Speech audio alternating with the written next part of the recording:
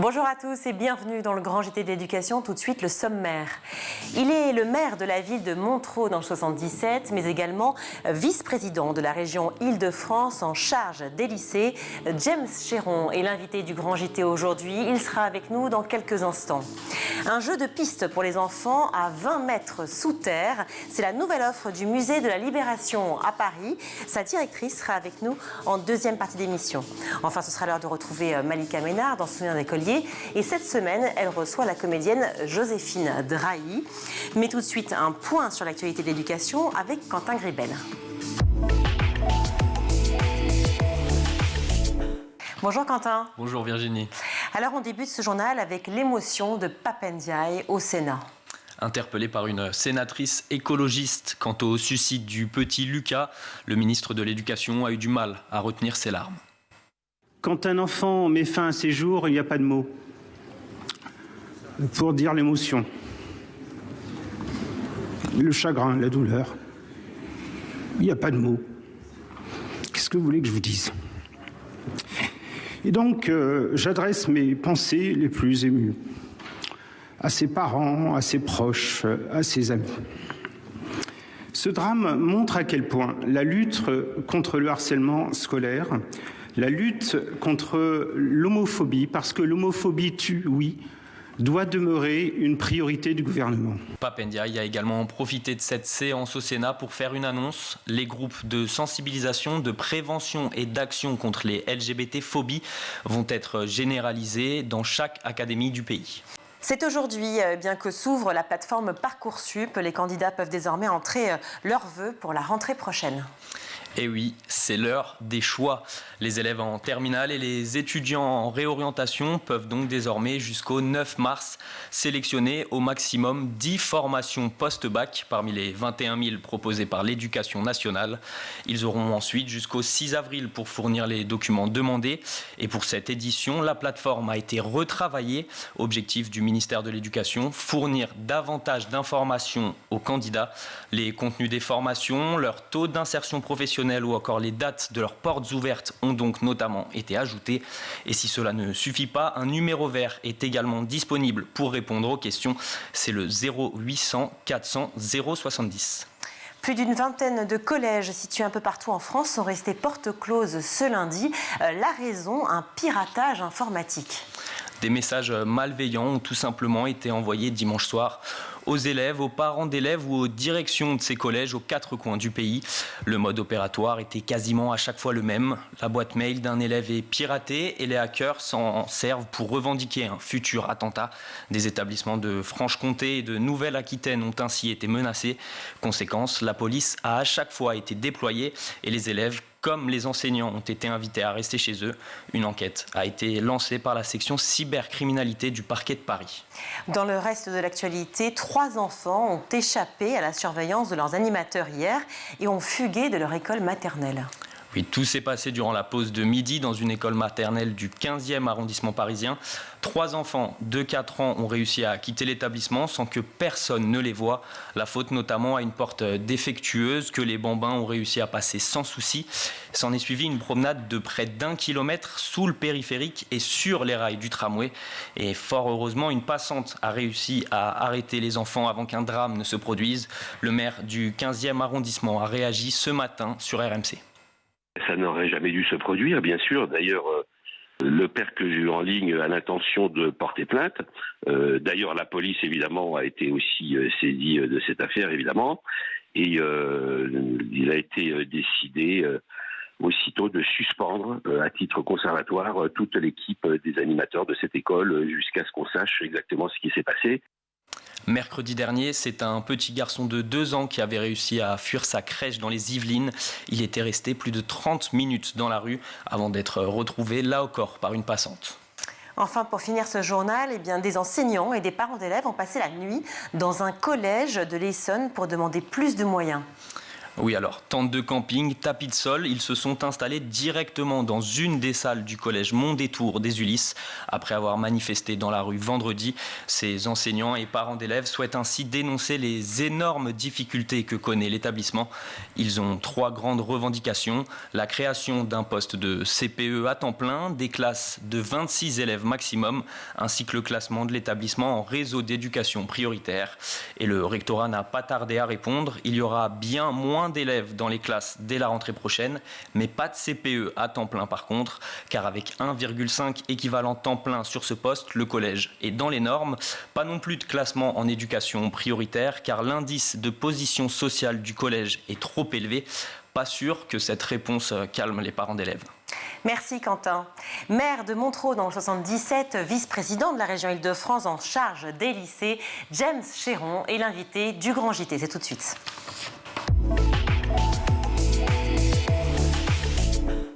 Bonjour James Chéron. Bonjour. Merci beaucoup d'être avec nous. Merci pour votre invitation. Nous sommes ravis de vous recevoir. Vous êtes le maire de Montereau dans le 77, près de Paris.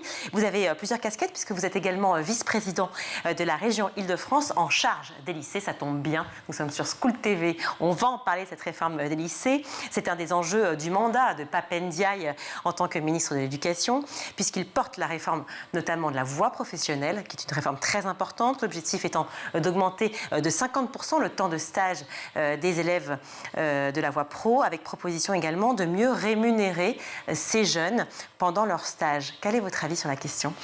Alors, le premier des sujets, déjà, c'est effectivement de promouvoir, d'encourager la voie professionnelle. C'est une voie qui est souvent très insérante. Ça veut dire aussi que cette voie doit s'adapter, que les formations doivent s'adapter à la réalité du monde. Pas celui d'aujourd'hui d'ailleurs, mais du monde de demain, celui auquel on prépare les élèves d'aujourd'hui justement.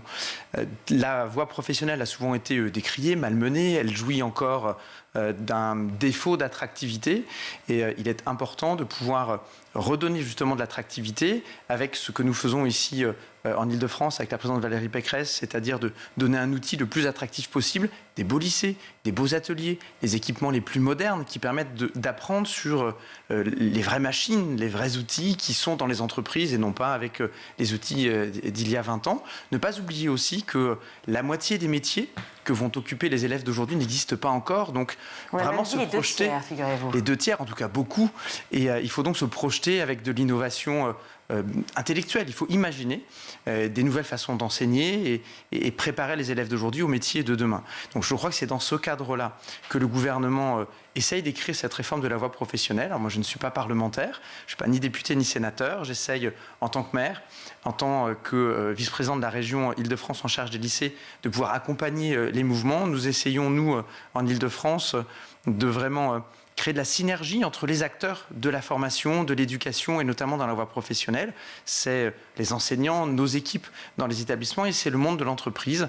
On parle souvent d'une forme de déconnexion entre là où l'on apprend et là où l'on professe ensuite, on exerce un métier. Eh bien, on essaye, nous, au contraire, de créer du lien dès les années lycée, avec un accompagnement d'associations, d'entreprises pour justement créer des clubs dans les lycées, permettre aux lycéens d'aller visiter des entreprises et aux professionnels de venir expliquer ce qu'est le monde de l'entreprise à l'intérieur des lycées. Et puis nous avons une dynamique très active en matière de campus des métiers et des qualifications. Donc on essaie d'écrire dans des secteurs innovants qui vont recruter. On essaie d'écrire des histoires qui vont du bac-3 au bac+3 avec évidemment un accent très fort dans la voie professionnelle.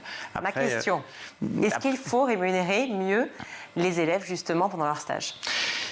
Il y a un sujet, c'est celui de l'attractivité des filières de formation. Évidemment, quand un jeune peut gagner plus avec la garantie jeune que lorsqu'il est stagiaire de la formation professionnelle, eh bien, il y a un problème. Lorsqu'un jeune ne comprend pas pourquoi il est important de se former parce qu'il peut faire, peut-être avec une courte vue, il peut gagner plus d'argent, avoir une vie peut-être un peu plus facile qu'en continuant à se former, pour préparer le moyen et le long terme, effectivement, il y a un problème. Donc oui, il faut revoir dans l'intégralité ce sujet. Il faut permettre aux élèves de pouvoir vivre correctement leur scolarité. On a beaucoup de familles fragiles pour qui, dès que l'on peut, à 16 ans, fin de la scolarité obligatoire, à 18 ans. Il y a cet inconscient aussi de la majorité, naturellement, où on se dit maintenant, il faut aller travailler. Parce qu'à la maison, c'est un peu difficile et on a besoin d'un salaire en plus. Il faut que tu prennes ton autonomie. On est trop dans l'appartement, on n'a pas suffisamment de moyens pour vivre. Donc, il faut accompagner les jeunes qui le souhaitent ou qui pourraient le souhaiter avec un accent que l'on doit mettre sur la question de l'orientation, naturellement, pour que le maximum des jeunes puissent suivre des études. Ça ne veut pas forcément dire des études longues ou des études universitaires. On a besoin naturellement d'une diversité de parcours qui correspondent à la fois aux besoins de la société, mais surtout aux ambitions de nos jeunes.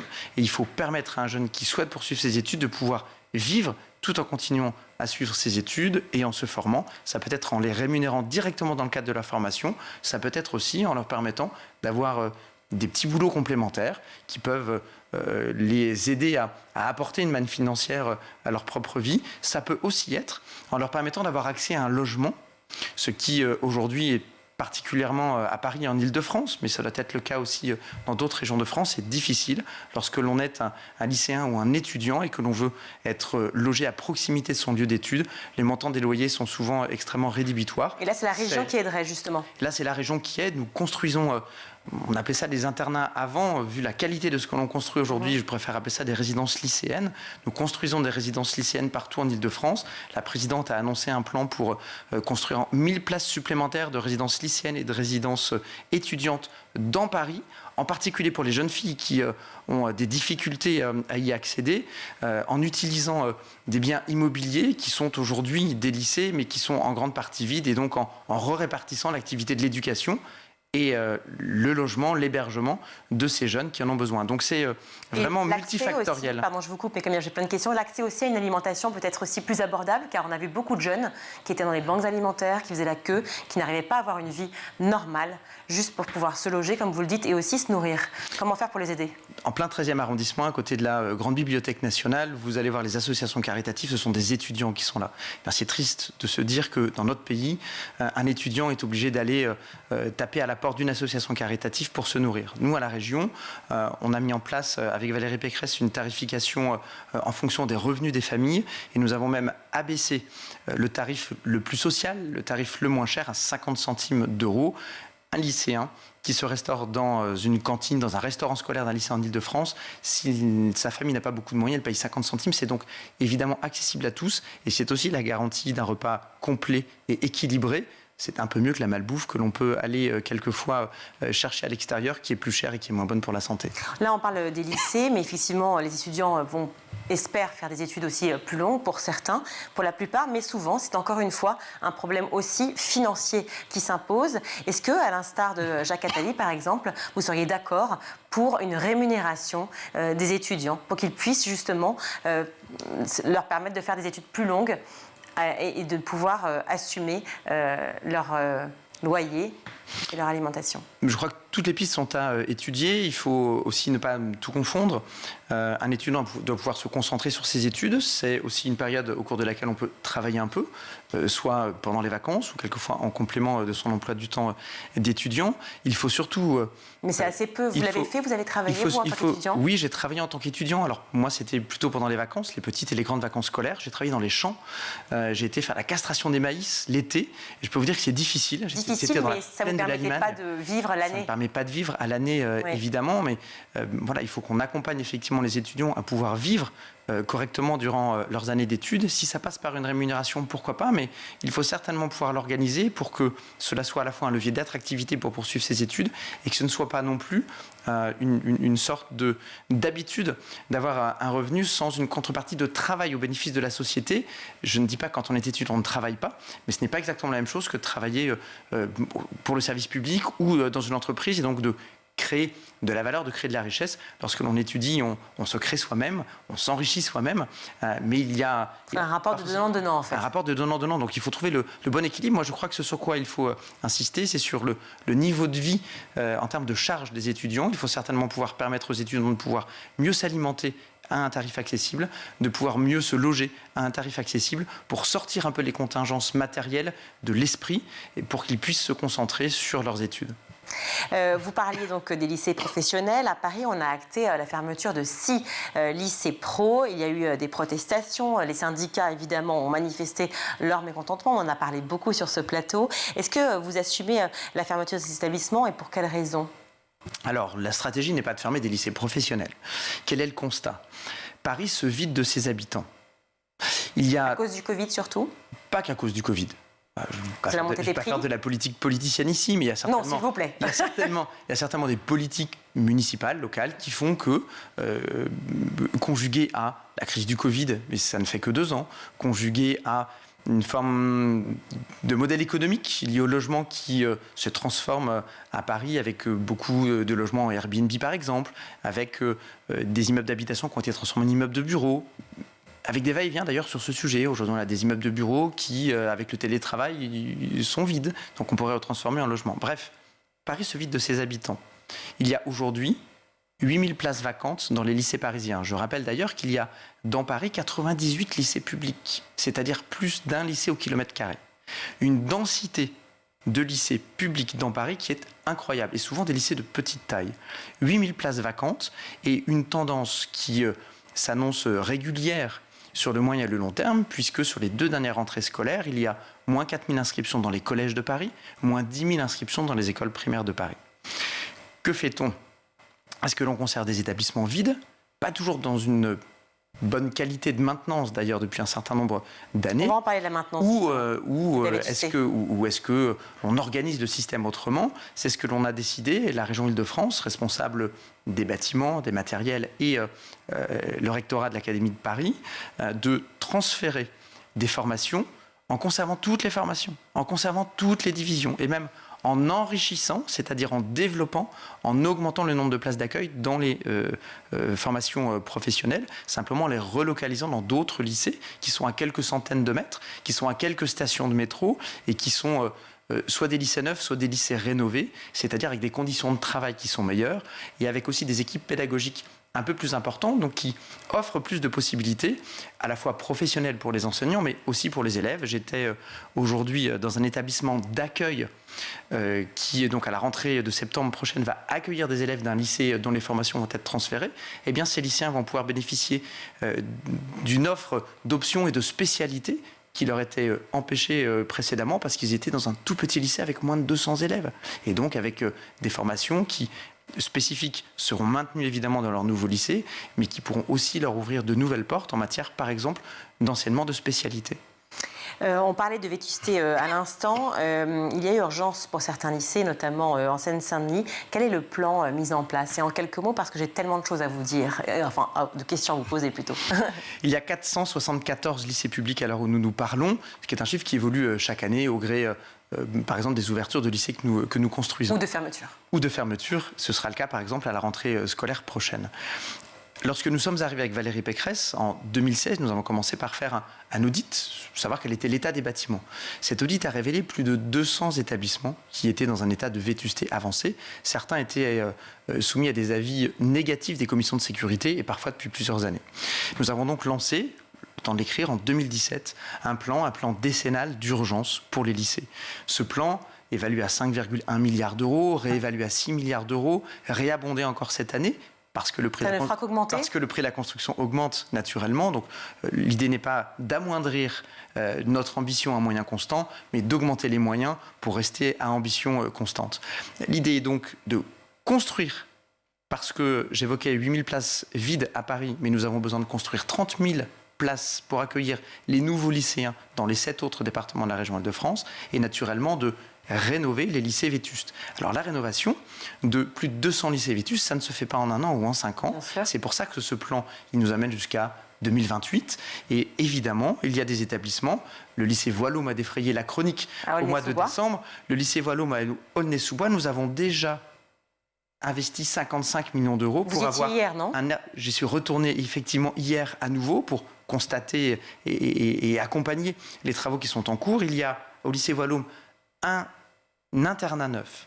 Il y a un bâtiment pour l'enseignement professionnel neuf, avec des ateliers extraordinaires et des équipements extraordinaires. Il y a un bâtiment pour les enseignements technologiques qui a été entièrement rénové, qui est donc neuf. Et il reste un bâtiment et un gymnase qui n'ont pas encore été rénovés. Donc, mais qui vont l'être. Mais qui vont l'être. Bien sûr. Donc ce sont évidemment des phases de travaux, étant entendu d'ailleurs que lorsque l'on mène des travaux en site occupé, lorsque l'on a 500, 1000, 2000 élèves qui doivent vivre avec un chantier, en plus c'est évidemment très complexe pour organiser le chantier, avec toutes les difficultés qu'on peut connaître d'ailleurs aujourd'hui avec les entreprises pour conduire ces chantiers, mais c'est aussi complexe à vivre pour la communauté éducative. Donc effectivement, ce sont des chantiers qui se mènent dans le temps.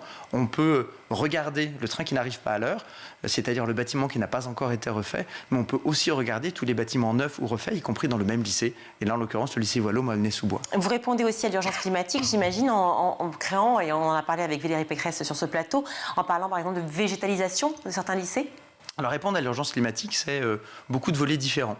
C'est premièrement effectivement le bâtiment, le lieu dans lequel on est, et les lycées que l'on construit, que l'on rénove sont moins consommateurs d'énergie. Nous regardons aussi à diversifier nos sources d'approvisionnement en énergie. C'est un plan solaire pour déployer des panneaux photovoltaïques sur les toits de nos lycées. C'est, lorsque cela est possible, le raccordement à des réseaux de chaleur urbaine. C'est l'énergie verte produite par les usines d'incinération de nos déchets, par exemple, pour être donc moins consommateurs, par exemple, du gaz, d'une énergie fossile. Donc, des bâtiments qui consomment moins d'énergie, une diversification dans l'approvisionnement de l'énergie, une modification aussi des comportements individuels de chacun. Comment est-ce qu'on trie mieux nos déchets? Comment est-ce qu'effectivement on travaille à la végétalisation des espaces? Nous encourageons les établissements, les communautés éducatives à s'inscrire dans la démarche de lycées labellisés, éco-responsables. Nous leur permettons de bénéficier du budget participatif environnemental de la région pour pouvoir mener leurs propres projets en plus des nôtres et s'approprier cette question énergétique, climatique, environnementale. Et puis c'est aussi préparer les jeunes d'aujourd'hui aux métiers de demain en matière justement d'environnement. Et je veux citer un exemple. Nous parlions tout à l'heure de formation, de la voie professionnelle et des campus des métiers. Eh bien, nous sommes en train de construire un projet de campus des métiers de l'énergie durable pour justement accompagner notre pays dans sa souveraineté énergétique. On sait faire de l'énergie nucléaire en France, mais on est incapable d'être souverain parce que EDF et l'écosystème autour d'EDF nous expliquent qu'ils cherchent 4000 ingénieurs, 30 000 techniciens et que personne ne les forme. Alors nous sommes en train, avec l'Université de Paris-Saclay, avec les 3 académies, avec le lycée Malraux à Montereau et d'autres lycées, de construire ce projet, Campus des métiers énergie durable, pour que nos lycées participent à la construction d'un monde plus durable et notamment à notre souveraineté énergétique avec l'énergie propre. Pour les étudiants qui souhaitent aller vers ces voies-là, pour les autres étudiants, en voie professionnelle toujours, qui souhaitent aller vers des métiers plus de l'artisanat, est-ce que des portes vont s'ouvrir, enfin des voies vont s'ouvrir ? Il y a des campus des métiers. Si je reprends cet exemple, il y en a 6 qui existent, 6 en cours de renouvellement de labellisation.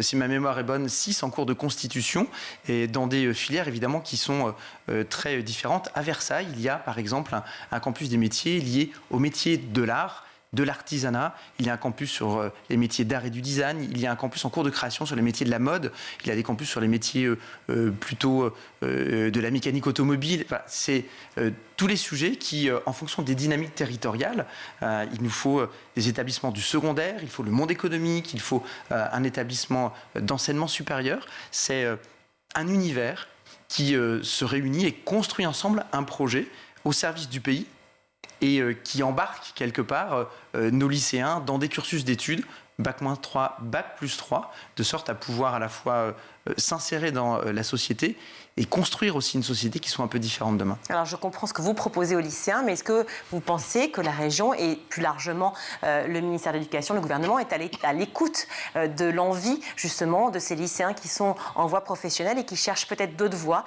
et qui ont peut-être la vraie question de l'orientation qui doit se reposer? L'orientation, c'est certainement l'un des sujets qu'il faut le plus travailler aujourd'hui. Parce que, nous le disions tout à l'heure, 50 à 75% des métiers de demain n'existent pas. Et puis surtout, il y a beaucoup de jeunes qui ne savent pas ce que sont leurs possibilités professionnelles et leurs possibilités de formation pour se préparer à ce monde professionnel. Nous n'avons pas tous les mêmes armes d'ailleurs, en fonction de la famille dans laquelle vous grandissez, du territoire dans lequel vous êtes, de votre environnement social. Vous avez accès à l'information ou moins accès à l'information. Lorsque votre famille maîtrise mal l'organisation de notre pays, lorsque votre famille maîtrise mal la langue française tout simplement et peut moins vous accompagner que d'autres familles, vous n'avez pas accès à cette information. Et l'orientation aujourd'hui est certainement ce qui pêche dans l'écriture de la participation, de la partition de la promesse républicaine. Donc il faut mettre le paquet pour cela. Nous sommes en train, au début de cette année 2023, de créer à la région l'agence de la promesse républicaine et de l'orientation pour justement essayer, dans la mission qui est la nôtre, qui n'est pas celle d'organiser l'orientation, mais de communiquer sur ce qui existe. Tout ça de concert avec le ministère de l'Éducation ? Tout ça de concert avec le ministère de l'Éducation nationale, avec nos 3 rectorats d'académie, parce que naturellement, nous avons besoin de mettre autour de la table l'ensemble des acteurs. L'idée étant que le jeune, quel que soit là où il en est dans son parcours, puisse avoir une porte d'entrée unique.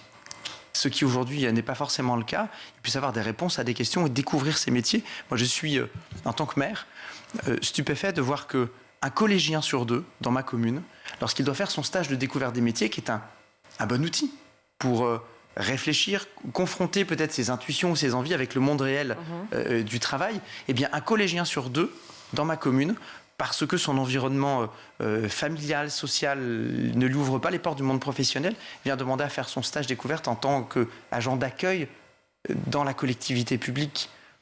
C'est pas vrai, c'est un mensonge de laisser imaginer à un élève de 3e que 50% d'une classe d'âge va devenir un agent d'accueil dans le service public. C'est pas vrai.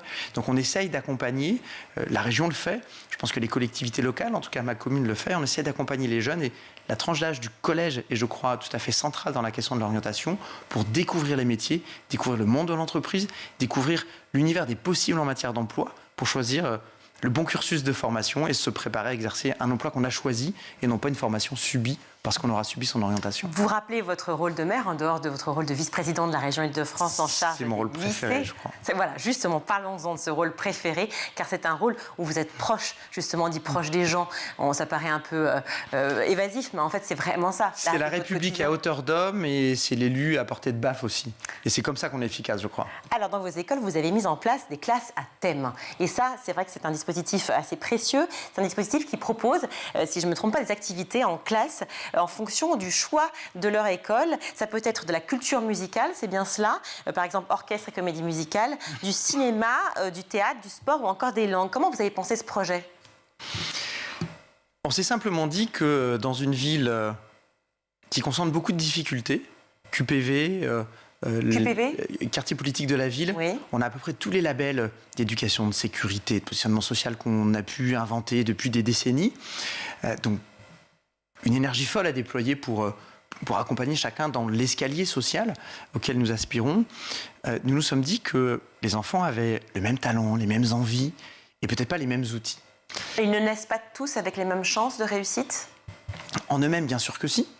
Dans la réalité, non. Mais dans la réalité sociale, c'est pas. Lorsque les parents ne travaillent pas, vous n'avez pas le même accès, la même ouverture sur le monde du travail que lorsque vos parents travaillent.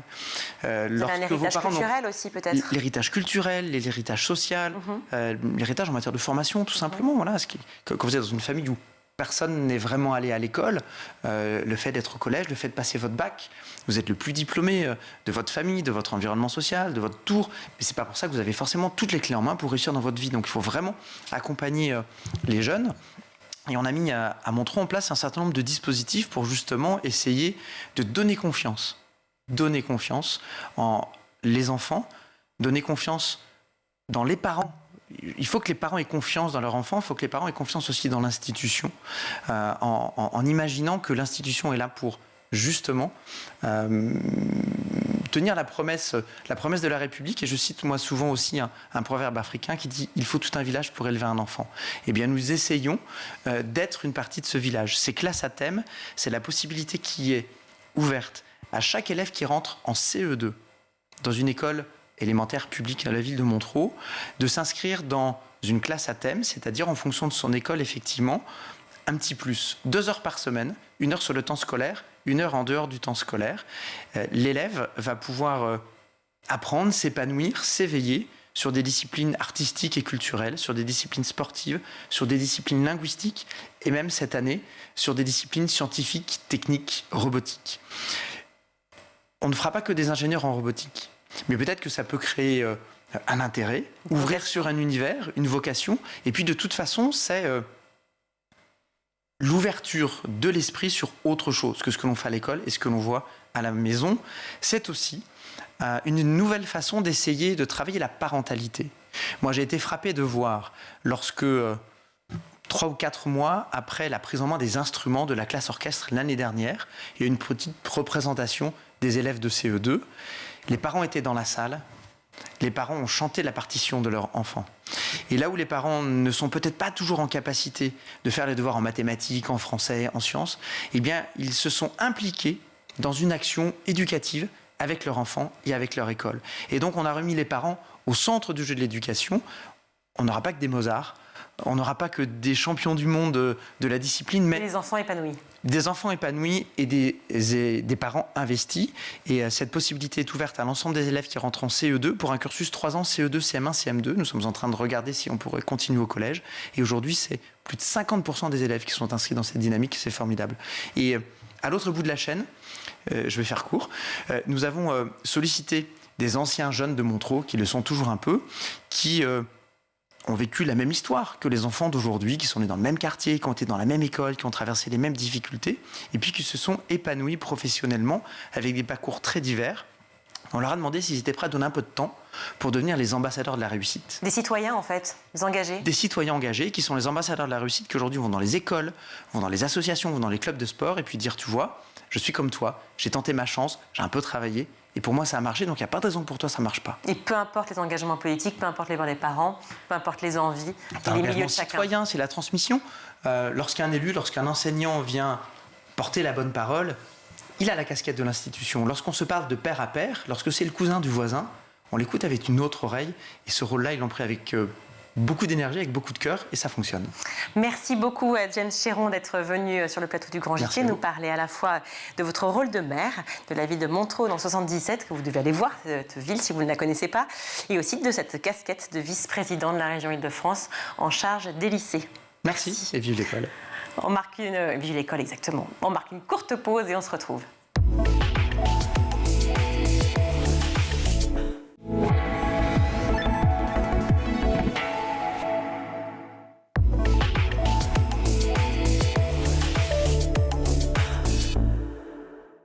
De retour sur le plateau du Grand JT, je suis ravie d'accueillir Sylvie Zedman. Bonjour. Bonjour. Merci d'être avec nous. Vous êtes la directrice du musée de la Libération à Paris, qui porte également le nom du général Leclerc et de Jean Moulin.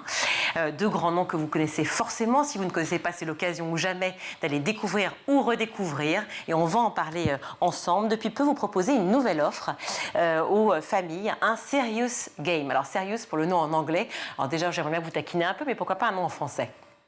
C'est parce que Escape Game. Voilà, c'est parce que Escape Game, exactement. Et en fait, c'était le nom de travail de ce jeu. On a essayé de le traduire en français, ça faisait jeu sérieux. Ça ne donnait pas envie. Pas du tout. Soudainement. Serious Game, c'est vrai que ça donne un côté un peu plus sympathique et malicieux. Alors, donc, il est destiné aux enfants de 8 à 12 ans, mais finalement, c'est aussi bien valable pour les plus grands, forcément, parce que, voilà, on redécouvre aussi des points d'histoire qu'on a peut-être un peu oubliés.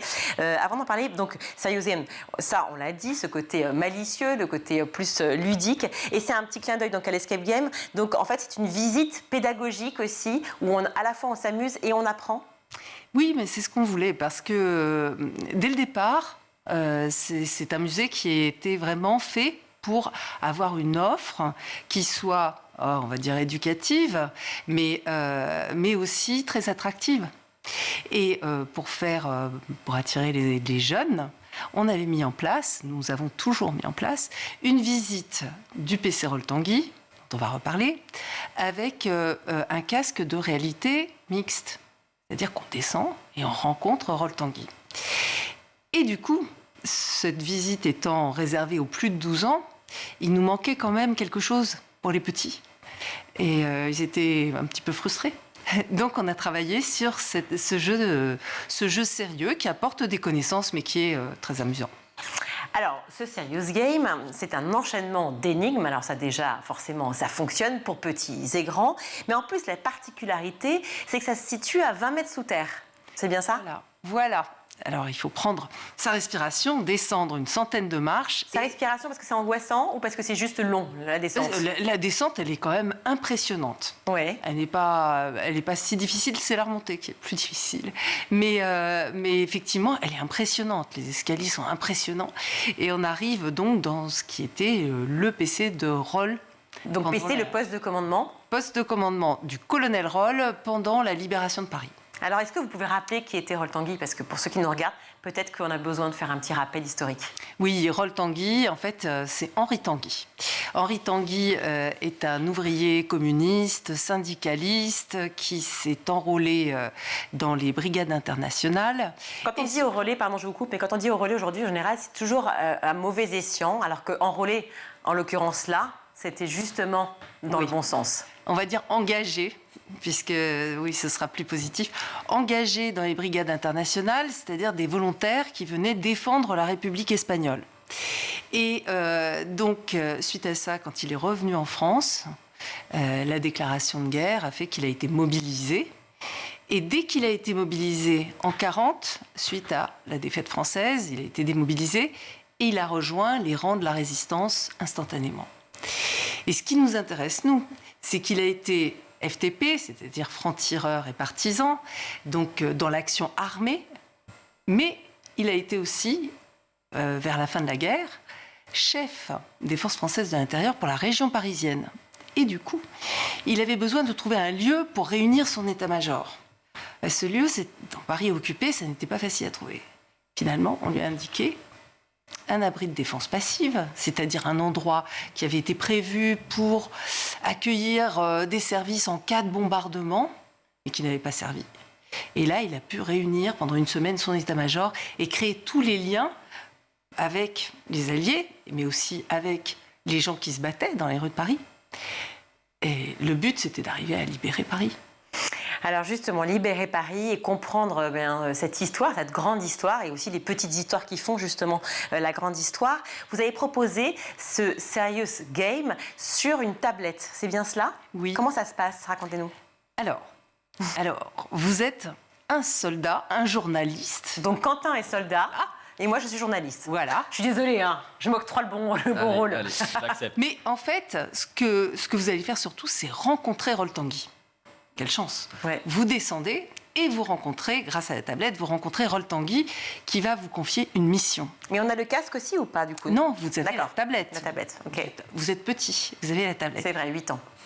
Voilà. Donc, le casque, vous tomberez quand même sur le nez, c'est pas une bonne chose. Moi, j'ai la frange à 8 ans, ça marche pas. Oui, c'est ça.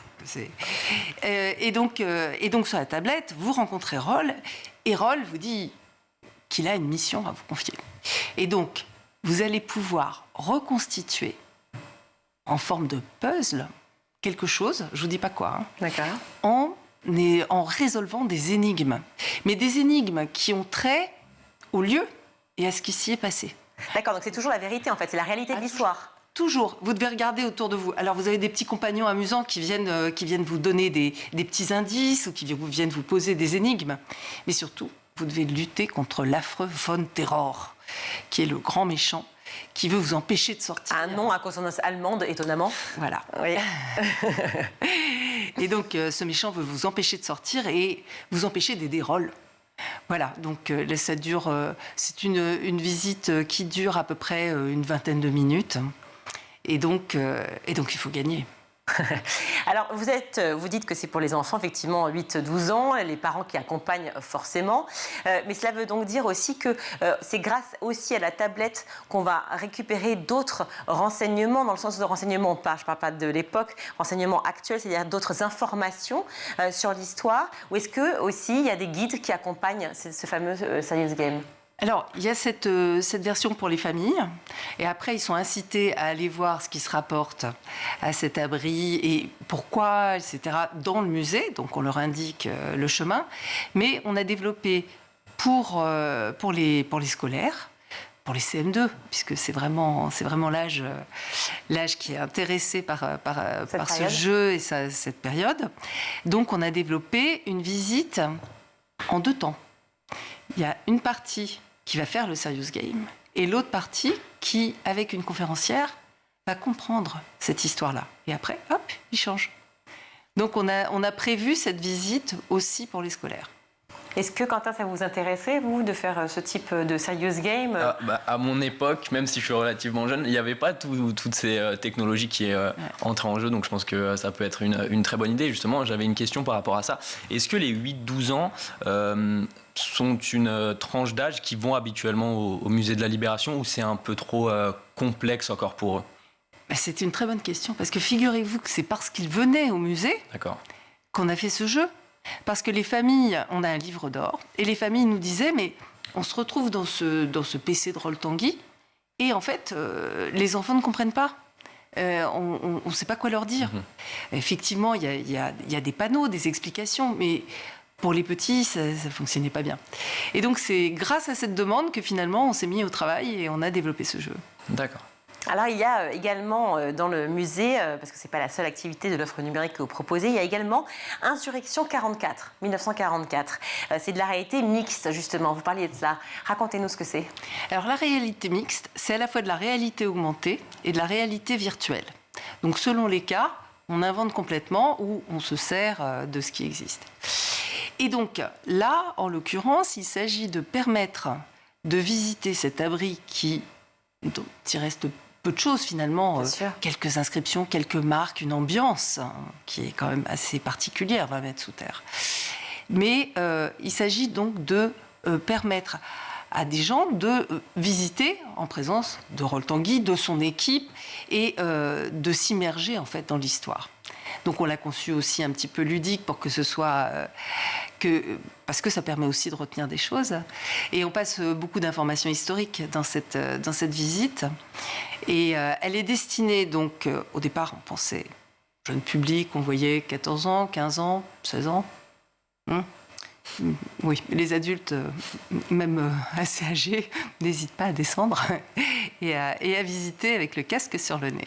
Alors, on parle évidemment de Rol-Tanguy, qui a été un acteur évidemment indispensable, essentiel à la résistance. Il y en a eu d'autres, évidemment.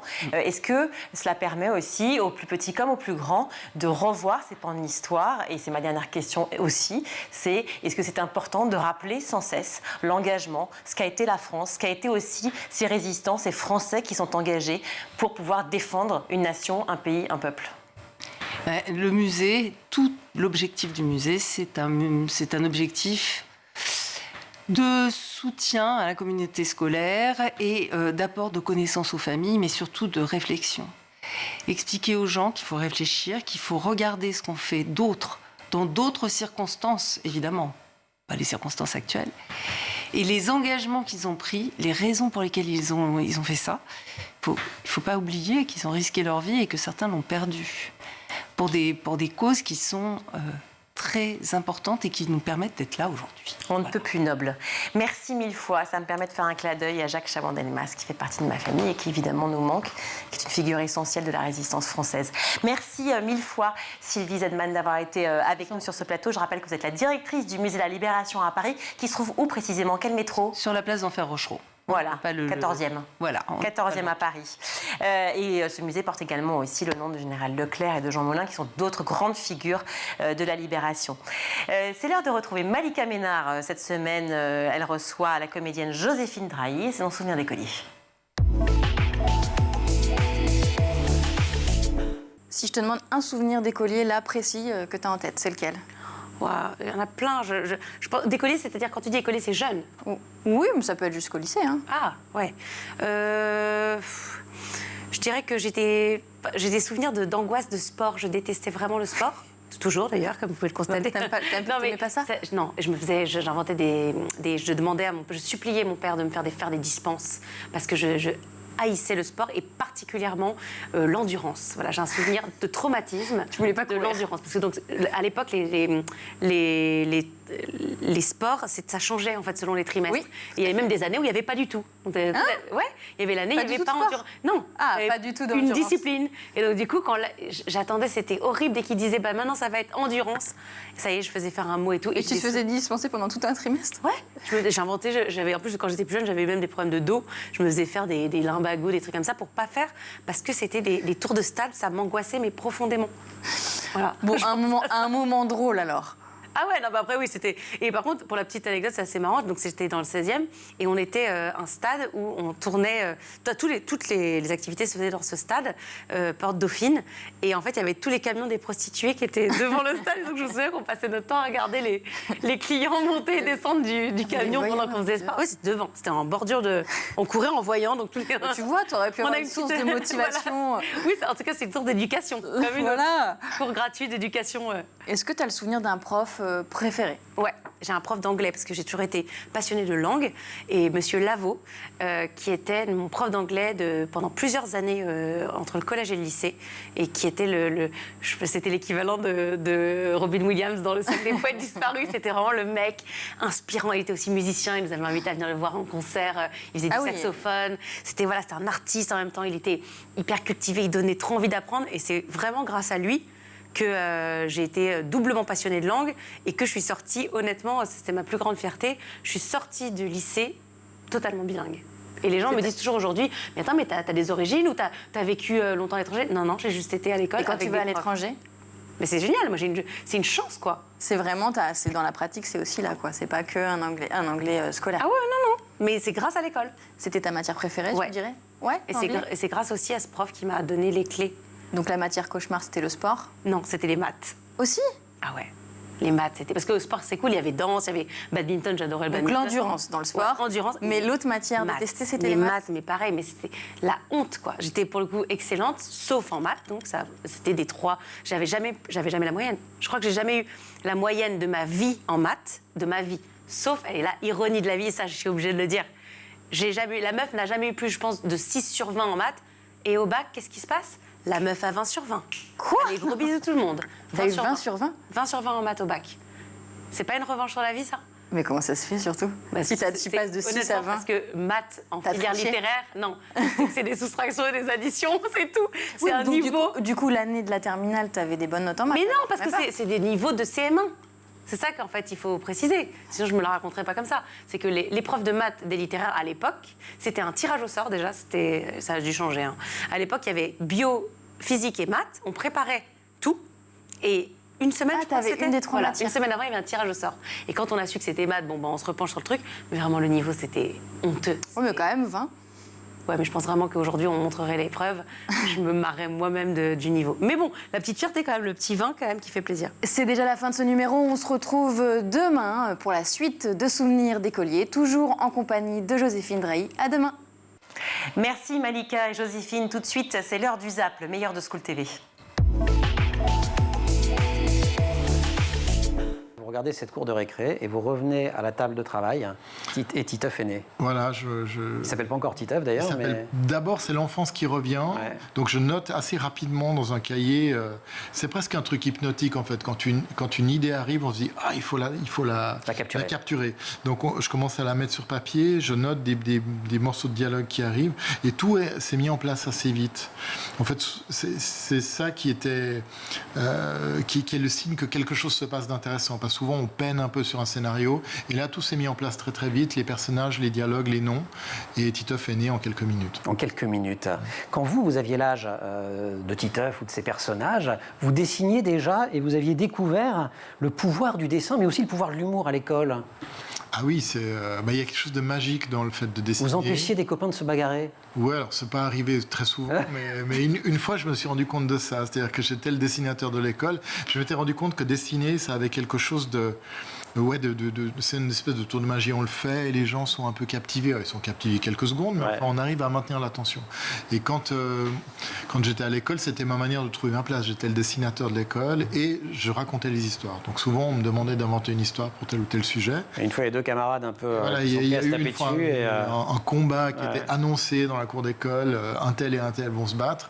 Et j'avais fait un petit dessin, comme un dessin de presse, en fait, qui racontait cette espèce de guerre larvée entre ces deux personnages. Ça avait fait marrer toute ma classe, y compris les deux protagonistes qui avaient arrêté de se battre en fait. Ils se marraient, il n'y avait plus de raison de se taper dessus. Ce coup de foudre avec le Cécifoot, il a eu lieu quand pour vous? Alors j'ai une histoire particulière, donc j'ai grandi en étant voyant et j'ai perdu la vue à l'âge de 9 ans et demi. Et après l'avoir perdu, j'ai découvert le monde du handicap que je ne connaissais pas. Je ne savais pas qu'un être humain pouvait ne pas voir et je ne savais pas qu'un être humain pouvait ne pas voir et vivre avec le handicap. Donc j'ai découvert le monde du handicap, j'ai appris à lire en braille, donc j'ai une feuille en braille, j'ai appris à lire, j'ai appris à comprendre ce langage qui est adapté pour les mâles et pour les non-voyants. Donc j'ai découvert que le braille se lit avec les doigts et s'écrit avec une machine spéciale, mais le braille se lit comme vous, de la gauche vers la droite, et lorsqu'on est en bout de ligne, on va à la ligne suivante. Donc j'ai découvert vraiment tout ça, et dans le braille, il y a toutes les lettres, comme dans l'alphabet classique, il y a les chiffres, il y a les lettres, il y a les mots, il y a des phrases, il y a des textes. Et ensuite, j'ai découvert, un peu par hasard, l'adaptation du football pour les mâles et pour les non-voyants. Ça s'est passé comment? Vous faisiez du foot, du coup, avant vos 9 ans et demi déjà? Oui, effectivement. Avant de perdre la vue, je jouais au football avec mes amis, avec mes frères. Et on va dire que donc, je perds la vue à l'âge de 10 ans, à l'âge de 9 ans et demi. Pendant 2-3 ans, je suis plus dans un processus de reconstruction. Donc, dans ma vie quotidienne, l'adaptation, la réinsertion avec l'accessibilité. Et ensuite, à l'adolescence, je me suis intéressé un peu plus au sport parce que je voulais pratiquer plusieurs sports. J'ai toujours été énergique et c'est à ce moment-là que j'ai découvert dans cette école adaptée pour le mal et non-voyants dans laquelle j'ai découvert le cécifoot.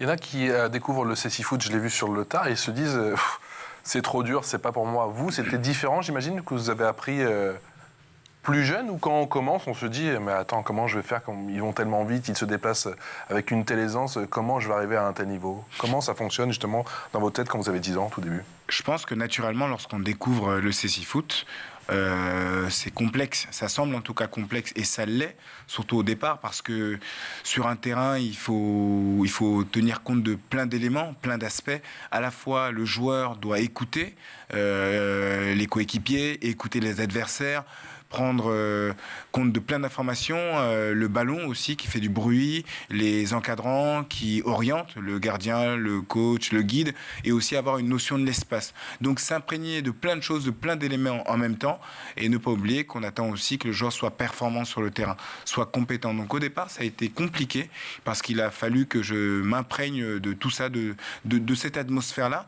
Et je dirais aussi que la différence entre le cécifoot et le foot valide, c'est que dans le cécifoot, il y a forcément de la communication. Voilà. Il y a forcément de l'interaction. Si on ne se parle pas sur un terrain, si on ne communique pas, il n'y a pas de jeu. Et au départ, j'ai eu du mal à communiquer parce que c'est pas naturel quand on voit de communiquer. C'est pas naturel quand on voit de parler avec les autres. Et chez nous, les éléments sont importants.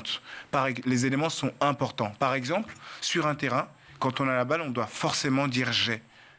Le fait de dire « j'ai » va permettre à tous les autres de savoir qu'on a le ballon et de savoir qui a le ballon. Et si on omet de le faire, ça peut tout de suite devenir compliqué. Parce que si on ne se signale pas, les coéquipiers peuvent croire que c'est un adversaire qui a la balle. Donc sur un terrain, il y a plein d'éléments, plein de choses dont il faut s'imprégner et ensuite penser à être compétent et performant. Ce principe-là d'authenticité, on va voir s'il est bien réel encore une fois, mais ça, c'est parti vraiment comme une traînée de poudre. Première application en mobile, en téléchargement aux États-Unis en 2022, sur iOS et Google Play, toutes plateformes donc confondues.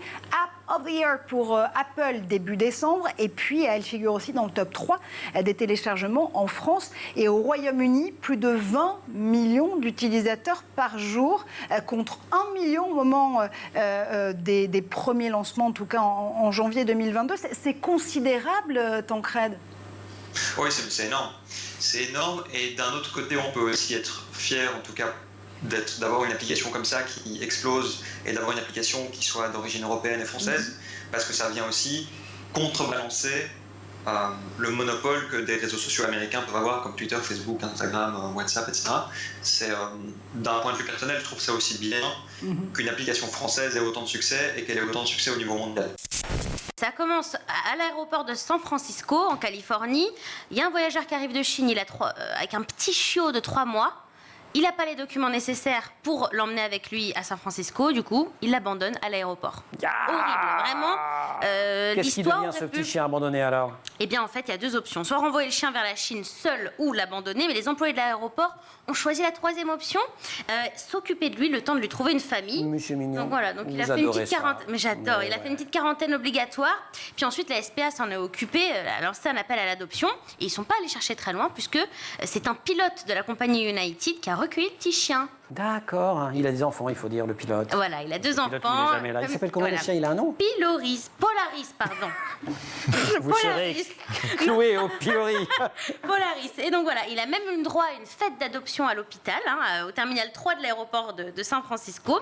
Donc voilà, morale de l'histoire, n'abandonnez jamais votre chien. Parce que, voilà. Terminez votre chronique quand même, morale de l'histoire. Morale de l'histoire, c'est qu'il ne faut jamais abandonner son chien. Et il y en a un qui risque pas d'être abandonné, c'est lui, Théodore, parce que oui, je voulais vous l'annoncer officiellement dans la quotidienne. Il est où, Théodore? Il est là. Oui, regardez comme il est mignon. Il est beau. Voilà, il se la coule douce. La vie est très belle pour lui depuis qu'on l'a. C'est le cadeau de Noël d'Emma. Voilà, c'est mon Elle a cadeau fait de Noël. campagne pendant 1 mois sur School TV pour que c'est vrai. Et je l'ai Théodore. enfin, et il viendra vous faire un petit coucou dans la quotidienne, c'est promis. Ok. Comment le rendre plus accessible? Effectivement, je dirais même que le cécifoot n'est pas un sport, mais une version du football. Le cécifoot fait intégralement partie du monde du football, c'est du foot. Il y a les mêmes repères, il y a les mêmes éléments, il y a les mêmes enjeux que dans le foot classique, comme vous le rappeliez précédemment, Mathilde, le fait de devoir travailler ensemble, le fait de devoir faire des passes, le fait de devoir aller vers l'avant. Et effectivement, il y a un manque de communication, il y a un manque de connaissances sur cette discipline. D'où l'importance à la fois de ce type d'émission pour sensibiliser les enfants, les adultes sur la pratique, faire découvrir la pratique aux uns et aux autres. Et aussi, je dirais que dans le cécifoot, il y a 2 enjeux majeurs. Il y a à la fois l'aspect compétition, donc les matchs, les entraînements, tout ça réuni. Et ensuite, il y a tout un travail de sensibilisation, de communication qu'on fait notamment lors des interventions dans les écoles, dans les associations, dans les clubs, omnisport, dans les foyers, dans les prisons, dans les clubs sportifs, à la fois pour sensibiliser sur notre handicap, sur le handicap visuel, pour changer le regard et faire évoluer les mentalités en disant aux gens que oui, on est non-voyant, mais c'est pas pour autant qu'on n'est pas compétent et c'est pas pour autant qu'on ne peut pas travailler avec d'autres déficients visuels et aussi avec des personnes voyantes. Et aussi, lors de ces sensibilisations, on met aussi en situation de handicap visuel le public. Alors, comment ça se passe justement? Il y a un valide avec un non-valide? Alors, lors de ces sensibilisations, donc, il y a d'abord un temps d'échange avec les enfants ou avec les adultes pendant quelques minutes sur l'handicap, sur qu'est-ce que le handicap et comment on fait au quotidien quand on ne voit pas. On explique qu'un non-voyant se déplace avec une canne, on explique qu'un non-voyant lit en braille, par exemple. On explique qu'un non-voyant utilise un téléphone ou un ordinateur comme tout le monde, à la différence près que dans notre ordinateur ou dans le téléphone, il y a une application vocale, il y a une voix, il y a un lecteur d'écran qui nous lit ce qu'il y a décrit. Donc on explique aux enfants notamment qu'on a un trajet différent que les autres, mais la finalité est la même. On travaille et on est dans la société comme les autres. Et ils vous disent quoi en général?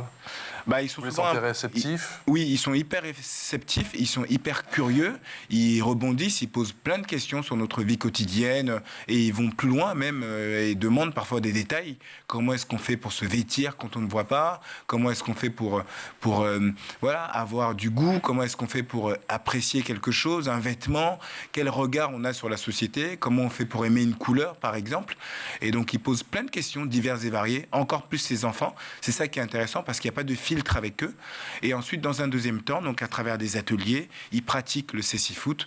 Par exemple, ils vont apprendre à conduire un ballon en ne le voyant pas. Ils vont apprendre à se faire des passes. Faire des passes, c'est compliqué déjà, j'imagine, à la première session.